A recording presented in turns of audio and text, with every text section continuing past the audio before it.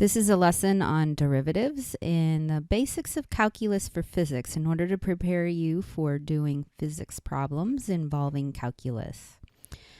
Derivatives have a foundation in the difference quotient and the limit of this difference quotient. If you remember the difference quotient, it gives the average rate of change for a function between 2 points.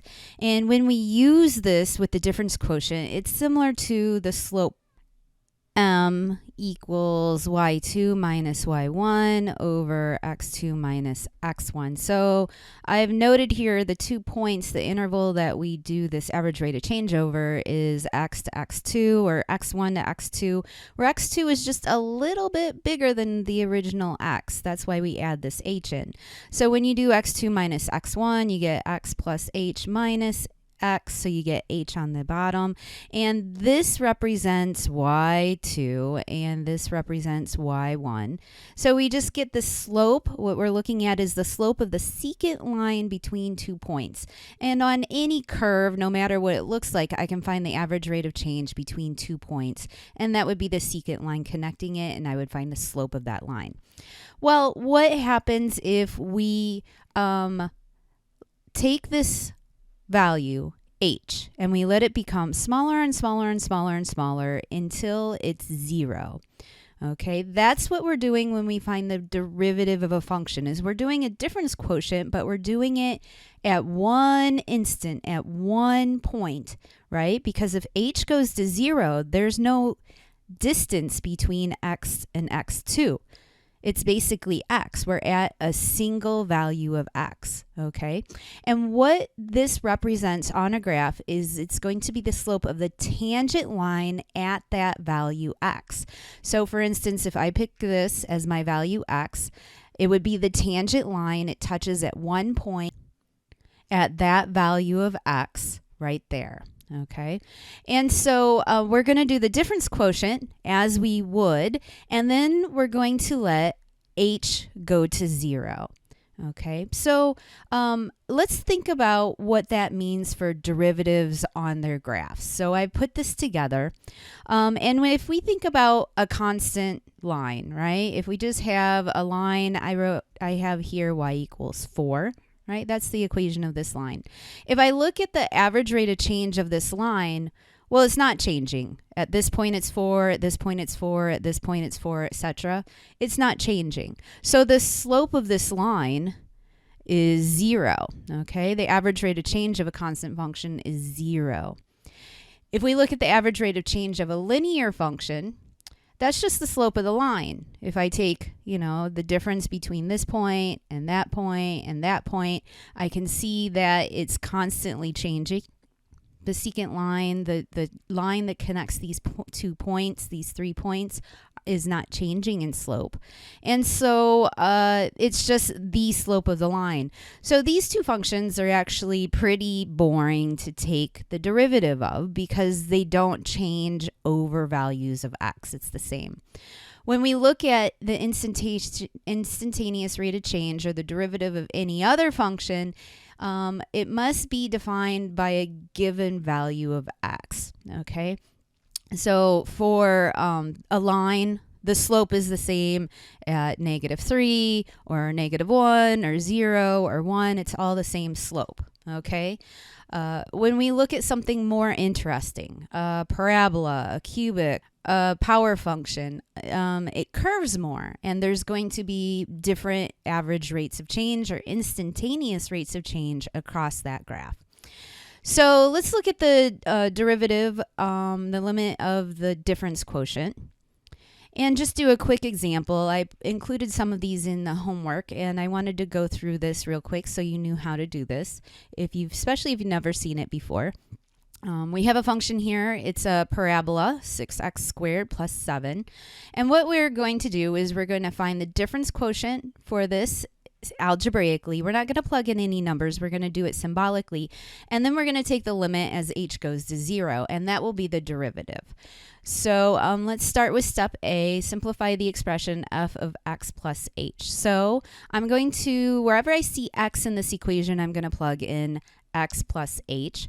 So I get 6x plus h squared plus 7. So I'm just taking whatever they want in there. I'm putting it wherever I see x, I put that in there. I'm going to simplify. I'm going to expand this out. I'm going to expand out this. I need to FOIL this.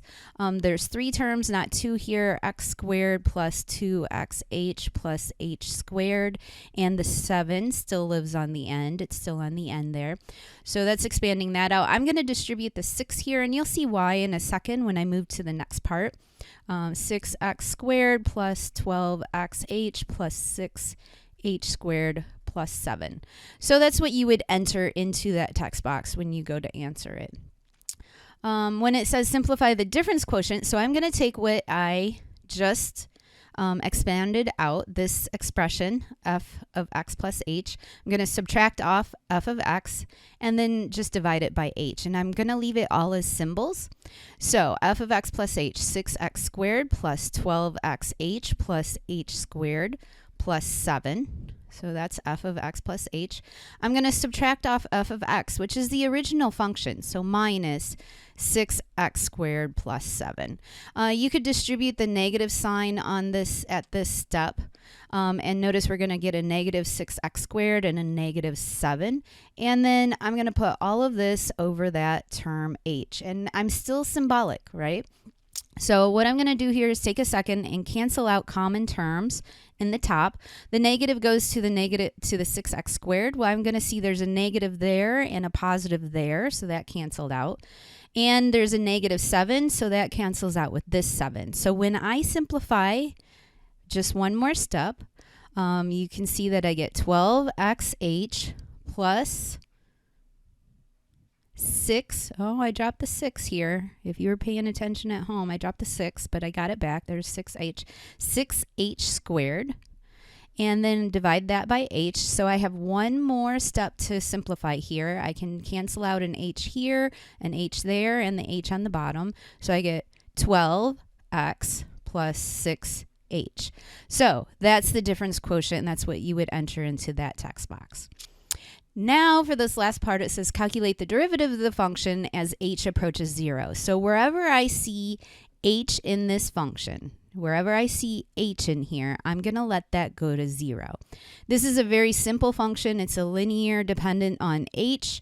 So I'm just going to plug in 0 where I see h. So 12x plus 6 times 0. And so the derivative as h goes to 0 for this function is 12x. That's the answer. That's the derivative for this function. Okay, so now we know that this is the derivative, and what this does is it gives us the slope of the tangent line at any point. So what I did here was I have our original function. We can write down the derivative. The derivative is signified with a prime, which is just like an apostrophe up here. This is the original function. I'm going to put an apostrophe x, 12x. That's the derivative. When we take the derivative of this function, the tangent line, the slope of the tangent line along any point of this curve is going to be 12x. And you can see I put the original function, this parabola is in here, 6x squared plus 7. If I find the slope of the tangent line at -1, which is what you can see if I look at -1, here's the point on the curve, -1, and this is the tangent line there. If I want to find the slope of that tangent line, I would just plug in -1, and the slope of this line is actually -12. Okay. It's scaled different. Notice that there's a 1 here and a 10 here, so there's a 10-to-1 ratio on the scaling. But that's the slope of this line. We do see it's negative. That makes sense. And it touches the curve only at one point. The other one, you can see f of 1. 12 times 1 equals a positive 12. You can kind of see that. These are the same slope, just the sign polarity is different. So at that point 1, this tangent line touches it at 1 point, and the slope is 12. So just a little bit of extending. What if I wanted to find the slope of the tangent line when x equals 0? Well, I can plug it into this equation. 12 times 0 is 0. Let's look at the graph and see if that makes sense. So here's x equals 0. Here's this point, and I want the tangent line at this point, and you can see that the tangent line at this point is a flat line with slope 0. You can maybe see on this the derivative equaling 0 at points. That's where we can use it in applications for a min or a max, is we set the derivative equal to 0, and that will give us the turning points on a graph, which is a really interesting application. So that's how I would find the slope of the tangent line at any point.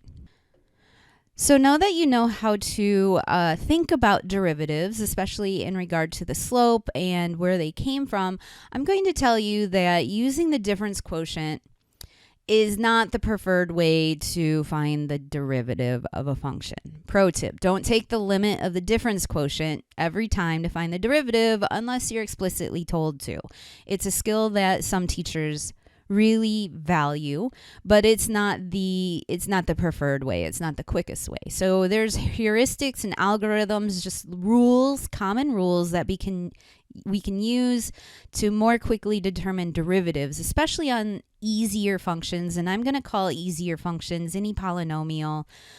Trig functions are pretty easy. The natural number e and any logarithmic functions, those are pretty easy. The rules are pretty easy.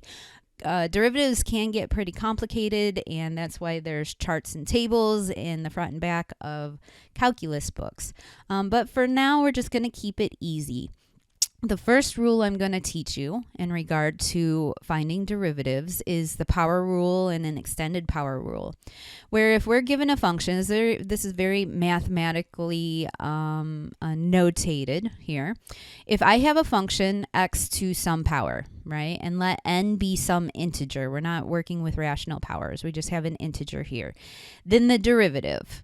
And this is how we denote the derivative. I told you we call it f prime with an apostrophe here. A derivative is given by the differential. We're going to take the differential of x of this function with respect to x. So this is a differential of this function with respect to x. That's how we read that. So with respect to x.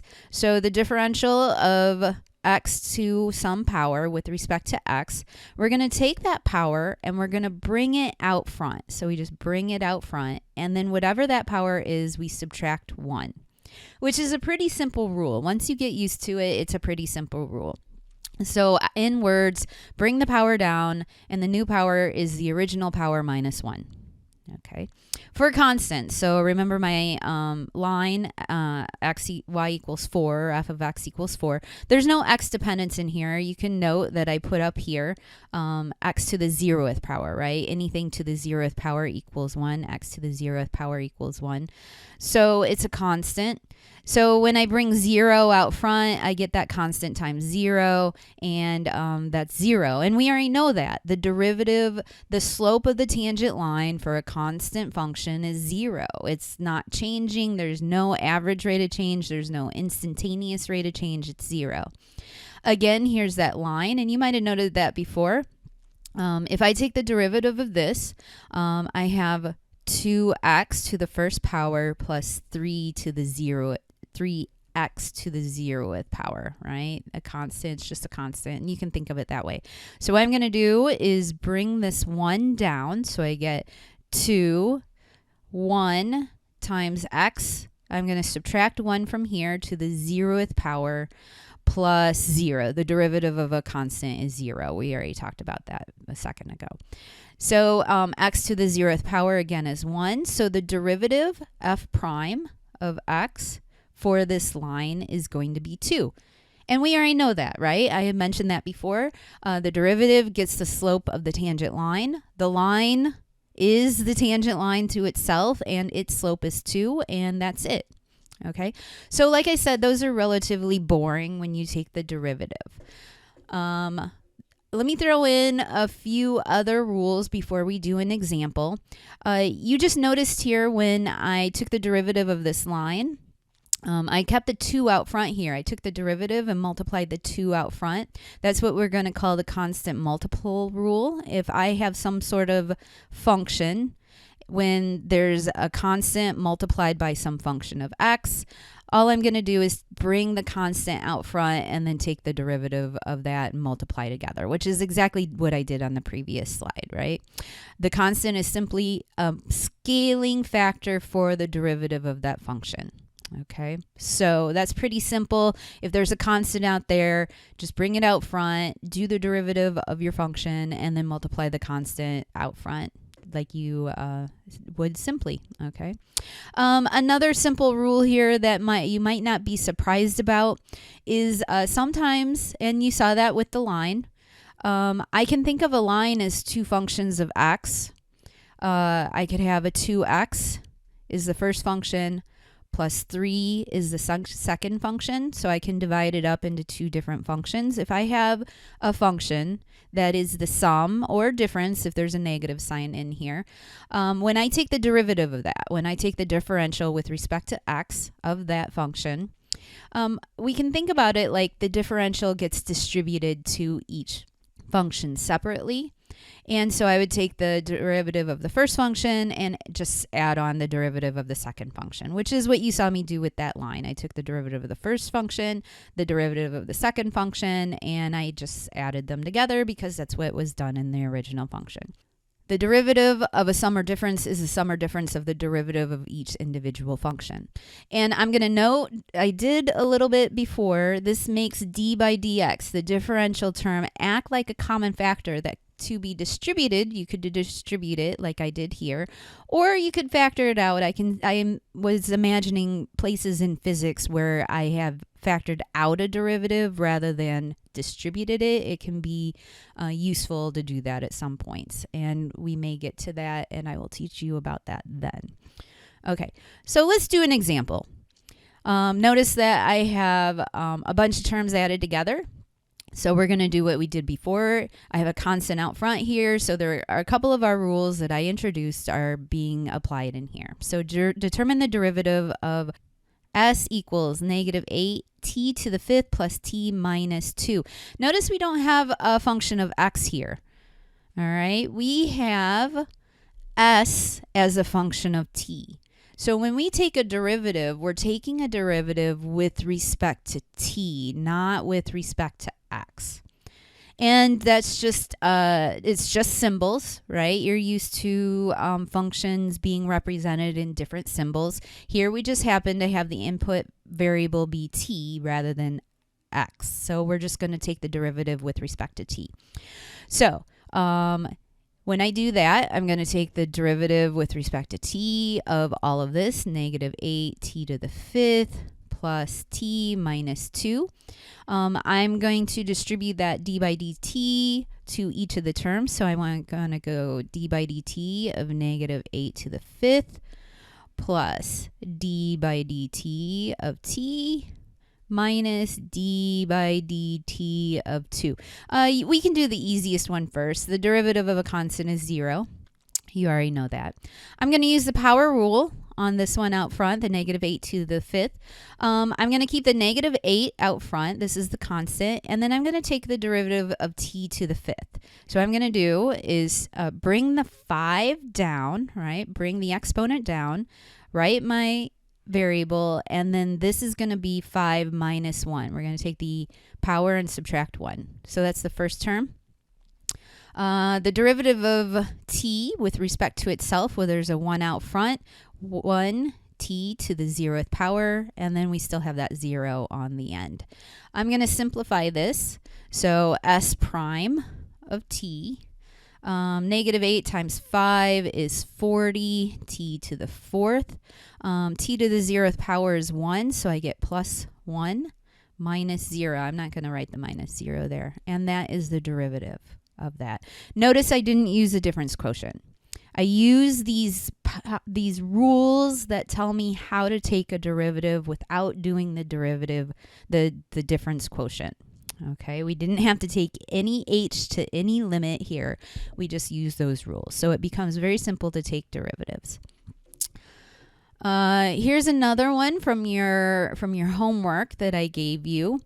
A particle moves along the negative x axis according to a position equation with respect to time, right? X is position and t is time, and they give us 6t minus 8t squared in meters, all right? And so this is an application in physics. So what we learn in physics is the instantaneous velocity. The velocity is going to be the time derivative, d by dt, of the position function. So we are given the position function. If we wanted to find the instantaneous velocity function, we would just take the time derivative of the position function. So I'm going to go d by dt of, and I'm going to change the powers here. I like to have the highest power out front, negative 8t squared plus 6t. Okay, you can distribute this to each term. We can do that in your mind if you like. I'm not going to do it out here explicitly because I have some other parts here. I want to use the space. I'm going to bring the 2 out front and multiply by a negative 8, so I get negative 16. T, 2 minus 1 is 1, so I just have t to the first power. I'm just going to leave it as t. T to the first power, right? T is just t to the first power. I'm going to bring the 1 down and multiply by 6. I get 6, and then I get t to the 0th power, which is 1, which I'm not even going to bother writing. So the velocity, the instantaneous velocity with respect to time, is negative 16t plus 6. So when it says, what is the instantaneous velocity at t equals 3 seconds? Well, I'm just going to plug in 3 in here. V of 3 equals negative 16 times 3 plus 6. That's 48. I get negative 48 plus 6. So the velocity at 3 seconds will be negative 42. And this will be meters per second, right? When I do a differential, I'm going to have x is in meters and time is in seconds. So that'll be in meters per second. So that's what you would put in that box. The instantaneous speed, well, when we look at physics, there's a difference between velocity and speed. Velocity has some sort of direction. We can see this is in the negative direction. Speed has no direction. So what they want us to do here, the speed, is going to be the absolute value of the velocity at 3 seconds. So it's just going to be 42 meters per second. Easy thing. Okay, what is the average velocity? Okay, so this is different than instantaneous velocity. When we find average velocity, what we're going to have to do is the difference quotient, or the average rate of change between 2 points. So we're going to take x of 3, subtract off x of 2, let me fix that real quick, and then divide by t2 minus t1, right? It's at a position at 3, it's at a position at 2. If we find the average, basically what we're doing is we're finding the distance between those 2 points and we're dividing by the time. And that's going to be the average velocity. So I will find x of 3, and I'm going to find x of 2. I'm just going to plug time into the original equation here. So we get 6 times 3 minus 8 times 3 squared. So I get 18 minus 72, which is negative 54. Okay, so at 3 seconds, the object is at negative 54 meters. Let me do this again here. 6 times 2 minus 8 times 2 squared. So we get 12 minus 32, which is negative 20 meters. So when I find this average velocity, and we're going to go like this, the average velocity, and we put a bar over it, is going to be negative 20, nope, sorry, we do the second point first, negative 54 minus negative 20, and divide 3 minus 2. Okay, that's easy, just 1 second, over 1 second. So 54 plus 20 is going to be negative 34 over 1. So our average velocity between those two times is going to be negative 34 meters per second. Notice it's different than the velocity itself. The velocity was at 3 seconds. This is the average velocity between 2 points. So you're noticing the difference between the derivative, which is instantaneous, and the difference quotient, which is between 2 values of x, which is where I sort of started out this whole lecture.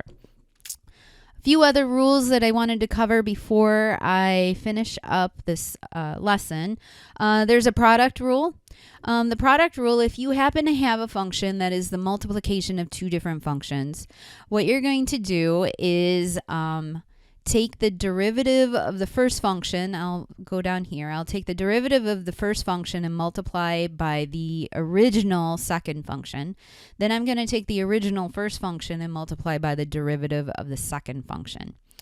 This is, once you get used to this, it reminds me of a determinant of a matrix. I don't know if you've seen matrices yet, but that's what it reminds me of, is the determinant of a matrix. Okay, I have a quick example here that I'll show you that is in your homework. You can see that here we have s as a function of t again, and we have two different things multiplied together. This is a function of x this whole term, and this is a function of x this whole term. So when I think about what I just did, here's the general form of this derivative. I need to figure out what f is, and in this situation, we're going to have a function of t. Let me do this over here. Function of t, f is a function of t, and I'm just going to do the first term here. 8t to the 5th minus 7t squared minus 5. So that's the first function. The second function here, g of t, is going to be 9t squared plus 4. Okay, so I'm going to take the derivative of each of these, f prime of t. I'm going to bring the power down and multiply by the constant out front and then subtract 1 there. So I get 40t to the 4th minus 14t minus 0. The derivative of a constant is 0. G prime of t, 2 brought out front, we're going to have 18t to the first power. I'm not going to write the 1. And then the derivative of a constant is 0. I'm not going to write the 0 out front. So when I find s prime of t here, I'm just going to follow this equation. So I'm going to take the derivative of the first multiplied by the original of the second. The derivative of the first is 40t to the 4th minus 14t, and then I'm going to multiply by the original of the second, 9t squared plus 4. Then I'm going to add on plus the original of the first, the derivative of the second. The original of the first is this longer term, 8t to the 5th minus 7t squared minus 5, and then the derivative of the second is 18t. So that's how you would take the derivative of a couple of polynomials multiplied together. You could simplify this out. I'm not interested in doing that right now. I was just showing you the technique. To me, the rest is algebra on some level, and the calculus is done. So that's how you would do a product rule. Another rule that we may come across is a chain rule for composite functions.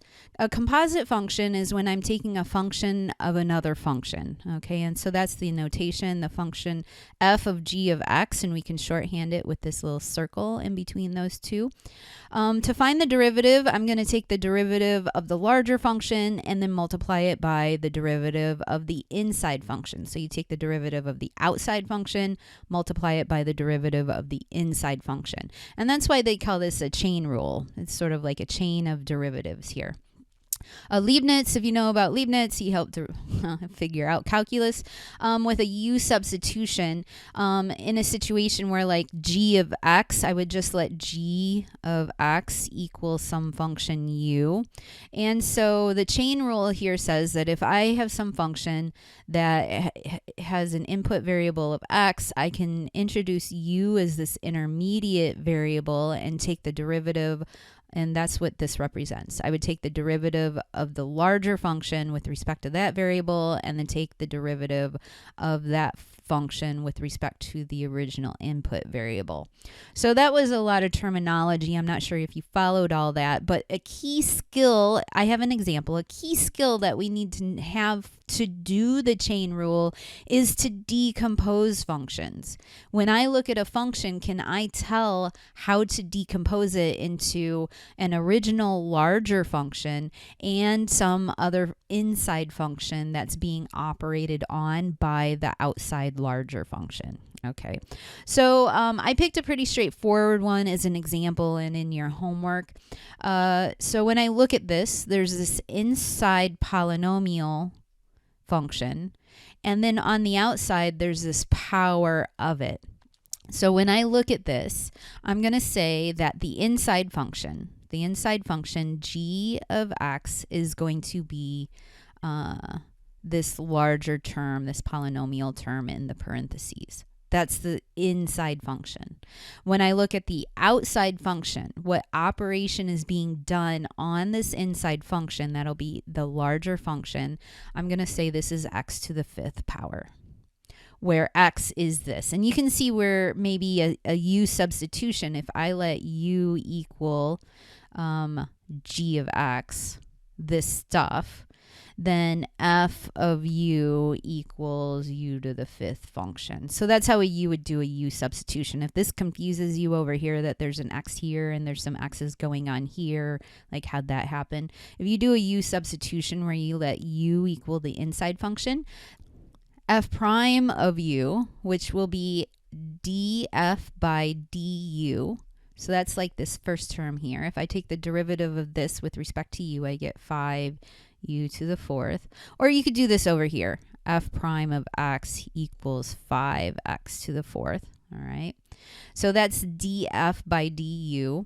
If I let u equal g of x, well, the derivative of g of x, I'm going to do that right here in the middle. I'm going to bring down the 4, multiply by 7, 28x. 4 minus 1 is 3. So that's the derivative of the first term. The derivative of the second term, bring the 5 down, multiply by 5, 25 x to the 4th. Okay, that kind of annoys me. I didn't reorder these. I always like to put them in descending order, but that's okay for now. Plus 0 on the end. I'm not going to take the derivative, or the derivative of a constant is 0. I'm not going to write it down on the end. This is the du by dx. That's what this is in this term. Okay, so I have the derivative of the first term and the derivative of the second term here. And so this is how our equation puts it together. So I'm going to say y prime of x. I was still thinking in terms of t. So I'm going to take this. I'm going to say the derivative of the inner term. So I'm going to have 5. I'm going to put in here g of x. G of x still exists. 7x to the 4th minus 5x to the 5th minus 9 to the 4th power. Okay, so this is f prime of x. Now I'm going to multiply by g prime of x, which is right here. 28x cubed minus 25x to the 4th. This is g prime of x. So I'm going to take the derivative of the outer function, leave the inner function untouched in that. Just take the derivative of the outer function, leave the original inner function as it was, and then add on, multiply on the end the derivative of that inner function. This is one you're going to see more frequently in physics. Is a chain rule. Trig functions often have this. A lot of times if you're working with functions, a power, sometimes there's a power of x that's complicated, so you take the derivative of the power term, and then multiply by the derivative of whatever is in that power. So chain rule in physics, here's a little bit of example. I think it's a weak example, but it's something that I can show you. If I throw a rock up and plot its position with respect to time, so this is the time axis and this is the position, I'll call it y of t because it's in the air in the y dimension. Okay, I throw it up and then it falls back down. I had it go to 18 meters in 1 second, so that is the vertex of this parabola. And I know how to write an equation of a parabola in vertex form. Let's see, I have t minus 1, it's shifted over 1 in the right direction, squared, and then it's shifted up by 18. With gravity, gravity is the acceleration. That's the scaling factor here. So the scaling factor is actually going to be negative 4.9. Okay. Gravity is 9.8 meters per second. There's a factor of a half in there. We'll get to that in physics, but that's the bigger idea for how to write this function out. And you can see that there's an operation on something. So if I thought about this, g of t, the inner function is going to be t minus 1. So that makes this outer function, f of t, negative 4.9 t squared plus 18, right? If I take this out and let it be its own function, then I can replace it with t wherever I see it. Or if you like to do a u substitution, you would put a u in here, u squared. I'm going to take the derivative of the outer function, so negative 9.8 t plus 0. The derivative of a constant is 0. I brought the 2 out front. This is t to the first. I didn't write the first t. G prime of t equals, well, there's a 1 out front. 1 t to the 0th power. I don't have to write t to the 0th power because that's 1. So that's why I said this is kind of a boring example, but you can see how decomposition of functions work. I had to identify an inner function that was being operated on and the outside function, which is doing the operation on the inner function, right? F of g of t, right? There's an inner function and then there's the outer function overall. Okay. So at any point, the tangent line, and if you remember from the previous slide where we were working with displacement and velocity, this is actually the velocity with respect to time of this ball or rock or whatever that's in the air. I just have this. So at any point in time, I would look at, let's see, where's a good point? Right here at 2. I could find the velocity at 2. When I look at this tangent line and draw a tangent line, I can see it's negative. Of course, that makes sense since the ball is moving downward. So I just say negative 9.8 times 2. So the velocity of the ball at 2 seconds, or rock, sorry, is negative 19.6 meters per second. That's the velocity of that rock at 2 seconds.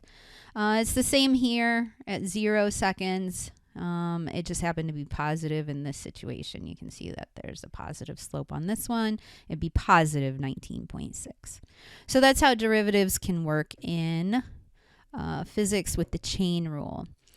Special mention here on the end of this lecture, just derivatives of special functions. You can look these up or I'll be giving them to you if we ever need them. Derivative of trigonometric functions. Very interesting are other trig functions. You can take calculus to get more into that, but we do have just these to know and use as a reference. Other special functions here are the exponential and logarithmic functions. If I have e to some function of x, so let's say I have e to the 2x minus 1, right? This is a function of x and this is a whole function of x. So I have a chain rule included sort of with these is the derivative of e is really easy. It's the same thing and then multiplied by the derivative of whatever is in that power. Natural log is almost just as easy. You do 1 over the original function. Notice there's a natural log here, but there's no ln's in this term at all. You just go 1 over that original term and then multiply with the chain rule by the derivative of whatever that original function is. Okay, so let's do a special derivative in physics. This is a word problem I found. Suppose a weight on a spring is extended 4 inches beyond its equilibrium and let go at time equals 0. Okay, so we're looking at a spring. Here's the spring. There's a mass on the end of it. We're going to pull it down 4 inches to begin with. All right, here's the x equals 0, right? And then it gets pulled down 4 inches.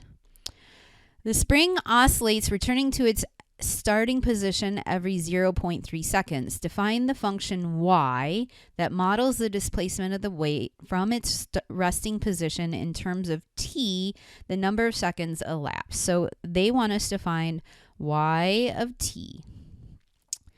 Find an expression for the position and the velocity of this as a function of time. All right, so you may see that this is a sinusoidal motion. This is simple harmonic motion, which we study in physics. And without going into details of that, what I'm going to say is this is modeled well by a cosine function. A cosine bt plus c plus d. A is the amplitude. B is the, what do I want to call that? Scaling factor, that includes the period.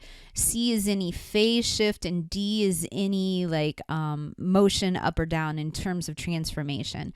Well, what I'm going to note is that we're oscillating around this position x equals 0. So the original, there's no vertical displacement on the graph of this. This D is going to be 0. And I'm also going to note that this is a cosine function. We're starting at maximum amplitude, so we don't need a phase shift. So I picked a pretty easy example. A is the amplitude, and B, I'm going to write that here, B equals 2 pi divided by the period, and they tell us the period. The spring oscillates, returning to its starting position every 0.3 seconds. So the period here, the period equals 3. Period equals 0.3 seconds. So when I look at B, B is going to be 2 pi divided by 0.3. And it is what it is. I'm not going to multiply it out. So our original function, what they want us to do, find the position function, write an expression for the position. So I did that. 4 cosine 2 pi divided by 0.3 t. That's the position function with respect to time as a function of time. So in order to find the velocity function is going to be the differential with respect to time of the position function. So I'm going to go d by dt of 4 cosine 2 pi divided by 0.3 t. Okay, so this is a situation where I said before you're going to have a chain rule going on because you have an outer function, cosine, operating on an inner function, 2 pi divided by 0.3 times t. All right, so when we look at this, this is the g of t, 2 pi divided by 0.3 t. If I take the derivative of that thing, I have a t to the first power, bring that down, then I get t to the 0th power, and g prime of t is just the constant term of this. All right, the outer function, f of t, is going to be 4 cosine t, right? Instead of having this complicated inner function, we're just going to replace it with the variable t. When I take the derivative of this outer function, the derivative of cosine, and we can look back at the previous slide to look at the derivative of cosine. Let's go back there. The derivative of cosine is negative sine. Do you see that there? The derivative of cosine is negative sine. So when I go to the slide, I'm going to have 4 times negative sine t. That's the derivative. Okay, so I'm going to put this together to find the derivative, the velocity, as a function of time. I'm going to have negative 4 sine. All right, that's the derivative of the outer function, sine. I'm going to put the inner function in, 2 pi 0.3 t. Okay, so that's f prime of t. And then I still need to multiply by g prime of t, right? I need to put g prime of t on the end to follow the chain rule. So that's a 2 pi divided by 0.3, right? That was this term here. So you can multiply that together, and then that would be the velocity function. That would be v of t. Okay, so we did it. Find an expression for the position. We got that there. And an expression for the velocity. We got that there. So this has been a lesson on derivatives, and I hope you found it fun and helpful.